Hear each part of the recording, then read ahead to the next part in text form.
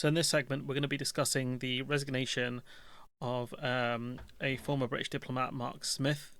So what we'll do is we'll cut to this video from James Snyder, and if you want to read his full statement, I'll leave it in the description. But it's very big for kind of a diplomat to resign, especially over this. But when they think they're being essentially asked to break the law here, what other choice do they really have? So let's have a listen to what Snyder has to say. And some annoying person, the host, I think it is, just really dumb with their dumb takes. But let's listen to what the man has to say.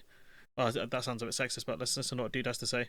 Diplomat in the Foreign Office called Mark Smith resigned on Friday over what he said was possible complicity of the Foreign Office with Israel's war crimes committed against the Palestinians. He was an expert, or is an expert, in arms sales policy.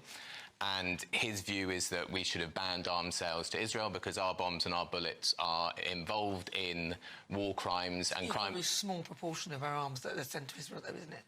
So that's what you call cope there, because it doesn't matter about the proportion. It's about the fact that we are helping to arm a genocide. That's what it's about at the end of the day, and we're not allowed to do that. We have international obligations against that, and the fact that it's not just the weapons that we sell to them, it's also the components we make for aircraft and things like that. Those things also amount to the genocide. If you stop certain things, if you know, the most we can do is play our part in stopping this. There's not a ton we can do, but stopping arming of these groups is important. And I saw Bassem Youssef, one of the great, honestly, a really genius guy, was talking about it, saying, how come we don't talk about these other conflicts, such as what's going on in Sudan and other countries?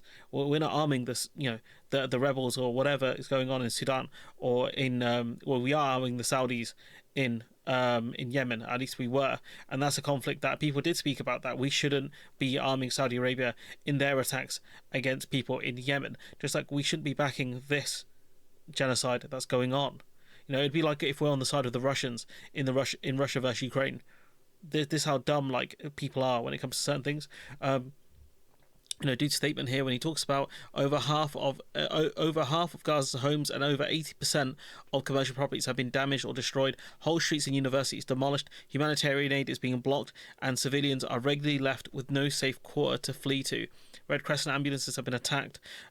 Schools and hospitals are regularly targeted. These are war crimes. Here, this is a person who is very experienced in these things, calling it what it is, a war crime. We've seen instances where Israel has essentially double-tapped areas where what they do is they do a bombing run, and when first responders go in, they bomb the first responders. That's also a war crime. Even if that were true, well, it is true. Even if that were true, it is true. About the small amount of British arms going in to Israel.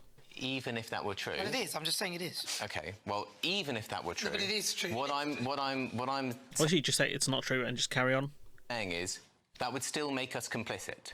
If our parts that go into F-16 jets and F-35 jets, which then end up laying Gaza to rubble, then we are complicit. It doesn't matter the size or the scale. I mean, actually, the scale is larger than you're suggesting, but that doesn't matter. We are complicit through our bombs, our bullets, and our diplomatic cover. We are complicit with. You could be literally complicit with everything. You could be complicit with the slave trade for wearing that shirt. You could be complicit. And the thing is, that's a separate conversation that is definitely worth having, but that is a conversation these people will never have. That's the problem.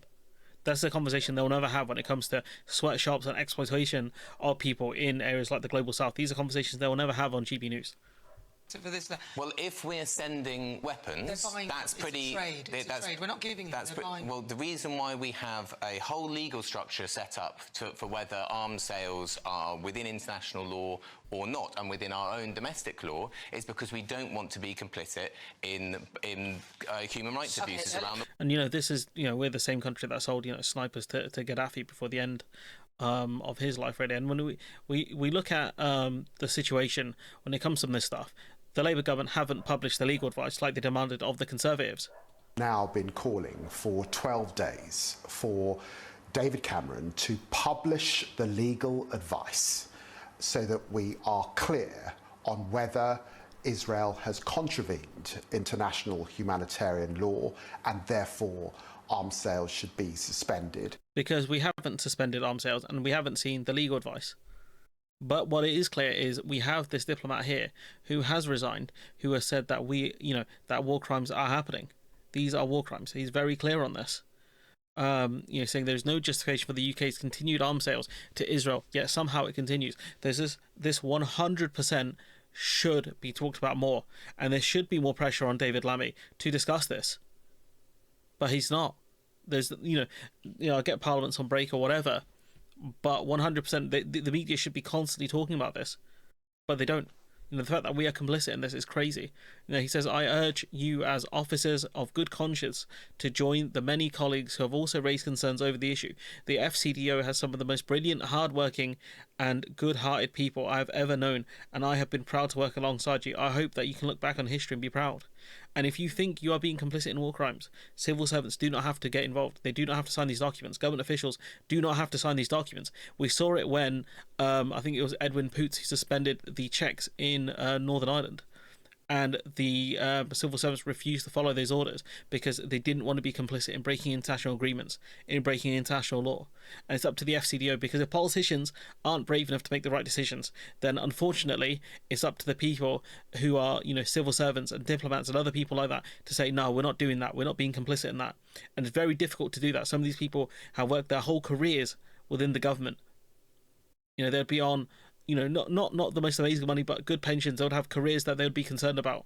But sometimes morals must come before careers. And this person here, Mark Smith, he has done that and deserves tremendous credit for it. Tremendous credit.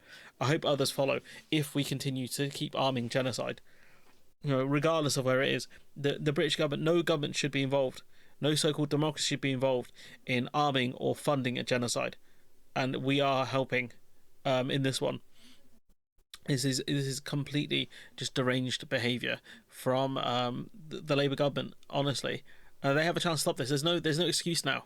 There's no excuse of, oh, they're going to do it eventually, or hope they do the right thing. It's, we don't sit back and hope for the best. We make it happen. We write to our MPs. Maybe that's what I'll do as well. I'll write to my Labour MP and ask him, how come we're still arming this? And I hope anyone listening to this, I hope you guys do the same, because we shouldn't be doing this.